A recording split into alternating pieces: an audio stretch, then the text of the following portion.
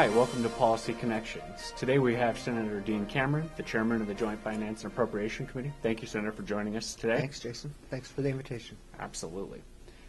Senator Cameron, your committee has received the governor's budget. You're currently working on adjustments to the FY13 budget and setting the FY14 budget. Senator, how do you see that process playing out? Well, we're just finishing the hearings where we're hearing from all state agencies on their requests and their needs. We'll finish that up on Monday. On Friday of this week, we will set a number to which we will budget to. And of course, that's the first big decision this committee makes. The governor's forecast is a 5.3 revenue growth, but he has wisely chosen a much lower number to budget to. His budget is at a 3.1% number. And then the tax relief items are in addition to that.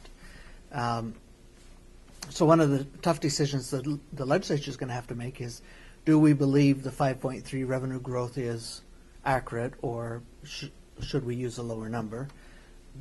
Can we hit the 3.1 number from a budgetary standpoint? Any movement in those numbers has fairly strong consequences to the overall blueprint. And it's a little bit unpredictable. We have a brand new committee, 14 new members on the committee. And they're learning, and many of them are very conservative and very cautious, and as they should be. So it's a little bit untold. I would hope and project, I think the governor's done a good job with his outline, and I would hope and project that we will be close to his outline, which means then most of the budgets will be very close to the governor's recommendation. Public schools will be close from a dollar standpoint. There's certainly some aspects of that budget we'll have to work through. And there's a few other areas that we will obviously need to pick up money and save some money because there are other items the legislature is wanting to do. One of the difficulties is that we always have legislation that's introduced with fiscal impacts, and we have to accommodate that in the budget. So, sure. Thank you, Senator. It has been good news that the revenue projections seem to be on track, though. You just had a recent projection out, January's numbers. Right. January's numbers came in, kind of a mixed message. Income tax numbers were down, both in corporate income tax and individual income tax. And that's a little concerning because that is still reflection of withholding, still a reflection of how our economy is doing. But people are spending money, so their confidence is back a little bit. Sales tax obviously made up for the difference, and so it was kind of a on-target number or a flat number. But. Thank you, Senator.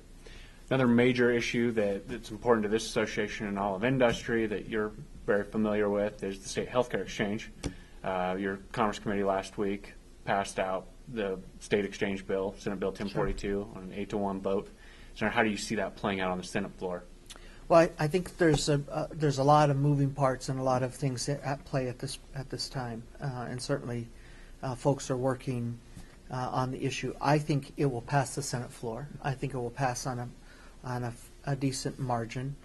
I think many legislators have grappled with the issue. They've wanted to find some other alternative, but there frankly just isn't one, and they've sort of come to the resolution that in order to uphold the Constitution and in order to fulfill our oath of office and to keep our state control, we have to adapt a state-based exchange.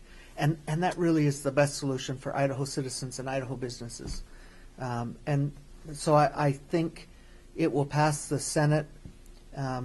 Obviously, it will certainly have a tougher road to hoe on the House side, and they've got a lot of new members on the House. And they're, I think, trying to get their arms around it. Some of us have been dealing with this issue for 3 years, so we've been able to reach our conclusions. But for some, this is the first opportunity to sort of ask their questions and to see the problems with it. So. Senator, thank you so much for joining us today. Please tune in next week when we interview more policymakers on Policy Connections.